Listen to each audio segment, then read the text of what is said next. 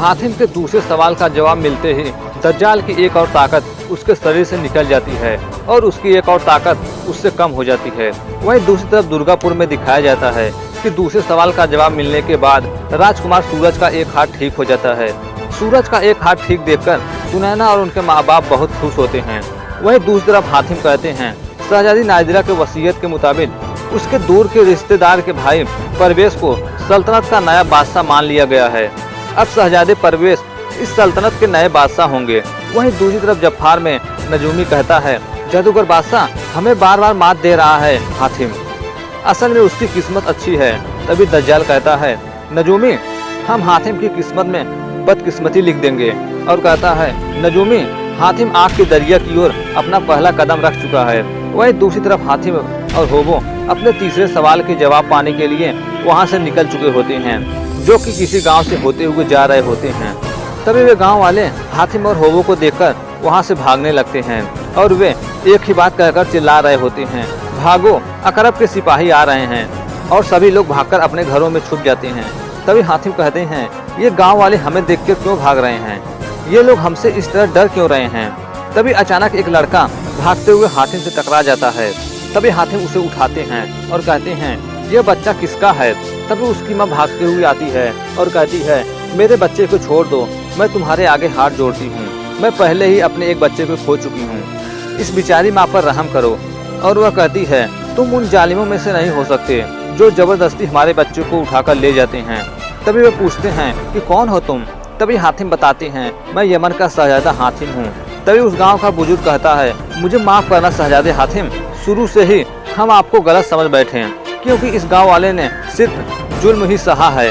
और होबो कहता है यह गांव वाले हमें देखकर इस तरह भाग क्यों रहे थे। तभी एक बच्चा लड़खड़ाता हुआ उनके पास आकर गिर जाता है। तभी हातिम पूछते हैं अरे इस बच्चे को क्या हो गया। तभी वो बुजुर्ग कहता है इस बच्चे की हालत देख रहे हो, यही जुल्म हो रहा है हम पर। तभी हातिम उस बच्चे को उठाकर ले जाते हैं। तभी गांव वाले हातिम को बताते हैं यह बच्चा भी जालिम अकरब का शिकार हुआ था, लेकिन इसकी किस्मत अच्छी थी जो अकरब के कैद से भागने में कामयाब हुआ। उसके अलावा अब हमारे गांव में सिर्फ 5 बच्चे रह गए हैं। हम अपने बच्चे के बड़ा होने की खुशी नहीं मनाते क्योंकि हमें हमेशा डर लगा रहता है क्योंकि अकरब के आदमी कब इस गांव में आएंगे और उन्हें उठाकर ले जाएंगे और हम जादूगर के सामने कुछ कर भी नहीं सकते। वो कियानुस कबीले वाले हैं जो पल पर रंग बदलते हैं। हम जब भी उनका मुकाबला करने के लिए जाते हैं वे रंग बदल लेते हैं और छुप जाते हैं। तभी उनमें से एक कहता है यह बच्चा उनकी गिरफ्त से भाग आया है, अब अकरब के आदमी जरूर यहाँ आएंगे। वहीं अगली सुबह गांव के लोग पहले की तरह अपना कारोबार कर रहे थे। तभी अचानक अकरब के सिपाही उस गांव में आते हैं। तभी अकरब का सिपाही कहता है ये सब हमारे आका अकरम के बड़े काम की चीज है। तभी वह सिपाही जैसे उस बच्चे को उठाने के लिए जाता है तभी हातिम उस पर तीर चला देते हैं और होबो कहता है तुम इस गांव के एक भी बच्चे को उठाकर नहीं ले जा सकते। तभी अचानक वे सिपाही हातिम पर तीर से वार करते हैं, लेकिन हातिम उनके वार से बच जाते हैं। तभी वे सिपाही अपना रंग बदलकर अदृश्य हो जाते हैं और हातिम पर हमला करते हैं। तभी हातिम भी छुप छुप कर उन पर हमला करते हैं और इसी लड़ाई के बीच हातिम उनके 2 साथियों को मार देते हैं। तभी वे लोग अपने 2 साथियों को मरते देख डर जाते हैं और वहां से भाग जाते हैं। तभी वे गांव वाले बाहर आते हैं। तभी वह बुजुर्ग आदमी कहता है आज पहली बार अकरम के आदमी हमारे बच्चों के लिए बगैर खाली हाथ चले गए। वहीं रात के वक्त अकरम अपना जादुई संगीत बजा रहा होता है। तभी उनके कुछ सिपाही कुछ बच्चों को ले जाकर किसी कमरे में बंद कर देते हैं और उसके संगीत के धुन में वे सभी बच्चे शैतान के रूप में बदल जाते हैं। तभी अकरब कहता है इतने कम बच्चे। तभी वो अपने शैतान को कहता है मूर्ख, इतने कम बच्चे, इनका हम क्या करेंगे, अचार डालेंगे। मुझे एक अनोखी बच्चों की फौज बनानी है, एक फौज तैयार करनी है ताकि उस गांव में कोई भी बच्चा ना बचे। तभी उसका पहरेदार कहता है आका अकरब, सरदार कियानुस और उनके साथी गांव से बच्चे लेने के लिए गए हैं, वह आते ही होंगे। तभी अकरब कहता है अब हम इंतजार करेंगे। इंतजार में क्या करें, अपने बच्चों का खेल दिखाते हैं। तभी अकरब उन बच्चों से पूछता है कि हम कौन हैं। तभी वे बच्चे बने शैतान कहते हैं आप हमारे आका हो। अब वे सभी बच्चे शैतान बनकर उसका गुलाम थे, जो कि हर बच्चे के अंदर 10 शैतानों की ताकत होती है, जो किसी भी पत्थर को चुटकियों में तोड़ सकते थे, जो किसी भी जंजीर को एक झटके में तोड़ सकते थे, जो बड़े से बड़े पहाड़ को भी उखाड़ सकते थे। तभी अकरब कहता है, बहुत खूब बहुत खूब, अब तुम सब मेरे दुश्मनों से लड़ने के काबिल हो गए हो। तभी कियानुस अकरब के पास आता है। तभी अकरब पूछता है, तुम तो बच्चे लेने के लिए गए थे ना? तभी वह बताता है, मगर गांव वालों ने बच्चे देने से मना कर दिया और हमारे 2 साथियों को भी उन्होंने मार डाला, जो कि उन गांव वालों की मदद 2 अजनबी लोग कर रहे हैं। वे बहुत ही चालाक और खतरनाक हैं। तभी अकरब उनकी ये नाकामयाबी देखकर उन बच्चे बड़े शैतानों से कियानुस को मार देता है, जो एक बिचिस से पानी के कुंभ में जाकर वे खत्म हो जाते हैं। वही अगली रात अकरब के शैतान उस गांव में जाते हैं। उसके बाद वे सभी लोग उस गांव के हर घर में घुस कर वहां के हर बच्चे को मार देते हैं। वही अगली सुबह हातिम उस गांव में आकर देखते हैं तो पाते हैं कि इस गांव के सभी बच्चे मर चुके थे, जो कि अकरब के सेनापति रात को ही मार दिए थे। तभी उस गाँव का एक आदमी कहता है, तुम्हें बड़ा शौक था ना उन मौत के सौदागरों से टकराने का? बच्चे तो गए ना हमारे जान से, मैं पहले ही मना किया था। ये दोनों मकरब से दुश्मनी मोल ले रहे हैं, ना ये मकरब से दुश्मनी मोल लेते और ना ही यह अंजाम होता हमारा। तभी वह बुजुर्ग आदमी कहता है, यह अंजाम तो हम पहले भी देख चुके हैं। अकरम ने हम पर पहले भी जुल्म ढाए हैं। यह बेजुबान बच्चों की लाशें इस बात का सबूत है कि अकरब हमसे डर गया है। तभी हातिम उनसे वादा करते हैं कि मैं अकरब से उन बच्चों को छुड़ा कर लाऊंगा।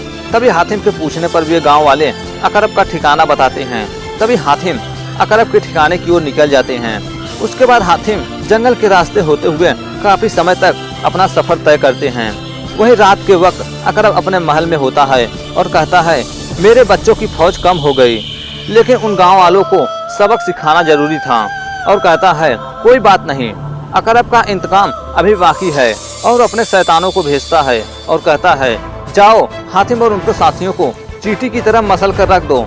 वही रात के वक्त जंगल में हातिम और होबो जंगल में किसी स्थान पर रुकते हैं। तभी अचानक अकरब के सैनिक उनकी ओर आ रहे होते हैं।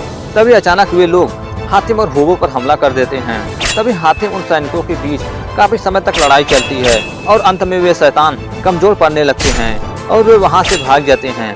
वही उसी रात अकरब के महल के पास दज्जाल आता है और तभी अकरब कहता है, जादूगर बादशाह दज्जाल, अगर आपकी इजाजत हो तो हम अपना कार्रवाई शुरू करें। तभी वह कहता है, दोस्तों हम सब शैतान के पुजारी हैं। शैतानी हुकूमत को दुनिया में कोने कोने में फैलाना हमारा फर्ज है। इसलिए तो हमने जादूगर बादशाह को यहाँ बुलाया है ताकि हम सब एक हो जाएं। इसलिए हम अपने मकसद को हासिल करने के लिए हमने बच्चों की एक अनोखी फौज तैयार की है हुजूर। और कहता है, और हाँ, इन्हें बच्चा समझने की गलती कभी मत करना, क्योंकि मैंने अपने जादुई संगीत से इनके दिमाग पर कब्जा कर लिया है। बस एक इशारे पर मुश्किल से मुश्किल काम को आसान और नामुमकिन काम को मुमकिन कर सकते हैं ये बच्चे। और कहता है, मैंने अपने जादू से एक बच्चे के अंदर 10-10 शैतानों की ताकत दी है, 10-10 शैतानों की ताकत। वहीं दूसरी तरफ जंगल में हातिम किसी पेड़ के छांव के नीचे सोए होते हैं। तभी हातिम स्वप्न में बादशाह परिस्तान को देखते हैं। तभी बादशाह परिस्तान हातिम से पूछते हैं, कैसे हो बेटे?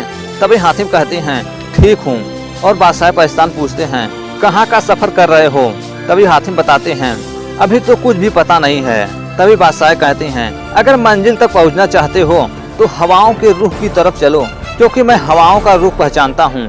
जब तुम्हें लाल बालों वालों का कारवा दिखाई दे, समझो पहली मंजिल आ गई। ये लोग बेरंगा के जंगलों की रखवाली करते हैं और कहते हैं, आगे बढ़ने के लिए तुम्हें वहीं से मदद मिलेगी। उसके बाद हातिम स्वप्न से जाग जाते हैं। वहीं सुबह होता है। तभी होबो कहता है, कितनी ठंडी हवा चल रही है हातिम। तभी हातिम कहते हैं, यही हवा हमें आगे जाने का रास्ता दिखाएगी। और कहते हैं, चलो। तभी होबो पूछते हैं, पर हम जा कहाँ रहे हैं? तभी हातिम बताते हैं, उसी तरफ जहाँ सूरज डूबता है, बेरंगा के जंगल में। उसके बाद हातिम बेरंगा के जंगल की तरफ निकल जाते हैं। वहीं दूसरी तरफ अकरब जादूगर बादशाह से कहता है, जादूगर बादशाह, अगर आपकी इजाजत हो तो तुम्हें अपने संगीत के जादू से हातिम को अपने कदमों में डालना चाहता हूँ। तभी दज्जाल कहता है, जरूर, हम तुम्हारा यह जादू जरूर देखना चाहते हैं। तभी मकरब अपना जादू संगीत बजाना शुरू करता है। वहीं दूसरी तरफ हातिम बेरंगा के जंगल की तरफ आ रहे होते हैं। तभी अचानक हातिम और होबो को वह संगीत सुनाई देती है। तभी होबो कहता है, कितना सुरीला संगीत है ना हातिम? तभी हातिम कहते हैं, मत सुनो इस संगीत को। तभी होबो कहता है, क्यों? तभी हातिम कहते हैं, संगीत इतने नशीले नहीं होते होबो, इसमें जरूर कोई राज है। तभी होबो कहता है, मगर संगीत में क्या राज है हातिम? तभी हातिम कहते हैं, मैंने कहा ना, मत सुनो। तभी हातिम और होवो अपने कान बंद कर लेते हैं। वहीं दूसरी तरफ मकरब अपने जादुई संगीत को बजा रहा होता है, लेकिन वह पूरी कोशिश करके अपने संगीत को बजा रहा होता है, लेकिन उसके संगीत का हातिम और होवो पर कोई असर नहीं पड़ रहा था, क्योंकि हातिम और होवो अपना दोनों कान बंद किए थे। तभी दज्जाल पूछता है, क्या हुआ अकरब? तभी अकरब कहता है, मेरे संगीत के जादू को क्या हो गया बादशाह, क्या हो गया? तभी दज्जाल कहता है, लगता है तुम्हारे जादुई संगीत का असर हातिम पर नहीं हो रहा है, फिर से कोशिश करो। मैं हातिम को तुम्हारे जादू में कैद होते हुए देखना चाहता हूँ। तभी अकरब फिर से अपना जादुई संगीत चालू करता है और वह पूरी कोशिश करता है। तभी उसके संगीत का जादू हातिम और होवो के पास जाता है, लेकिन हातिम अपना आँख कान दोनों बंद कर लिए थे, जिससे उसके जादू का असर उन पर नहीं होता। तभी अकरब कहता है, जादूगर बादशाह, पता नहीं मेरे संगीत को क्या हो गया, आज जैसे मेरे सुरों में कोई जादू ही नहीं है। उसके बाद हातिम काफी चलने के बाद बैरंगा के जंगल के पास पहुंच जाते हैं और कहते हैं, होवो, यही है बैरंगा के जंगल का इलाका। तभी होवो कहता है, तुम ऐसे कह रहे हो जैसे तुम इस जंगल के बारे में वाकिफ हो। तभी होवो को उस जंगल में लाल बालों वाले लोग दिखाई देते हैं और हातिम कहते हैं, ये लोग इसी जंगल में रहते हैं और इस जंगल की हिफाजत करते हैं। तभी वे लोग उन लोगों के पास जाते हैं। वहीं उस जंगल की रानी अजीब सा बर्ताव कर रही होती है और वह राजा से बहुत सारा खाना मांगती है। तभी उस जंगल के राजा को बताया जाता है, हुजूर, कुछ लोग आपसे मिलने के लिए आपकी इजाजत चाहते हैं। वे यमन के शहजादे हातिम हैं। तभी बादशाह हातिम से मिलते हैं और कहते हैं, हम जानते हैं हातिम, तुम एक अच्छे और भलाई काम करने के लिए निकले हो, मगर हम क्या करें, हम खुद एक शैतानी मुसीबत के गिरफ्त में हैं। हम चाह कर भी आपकी मदद नहीं कर सकते।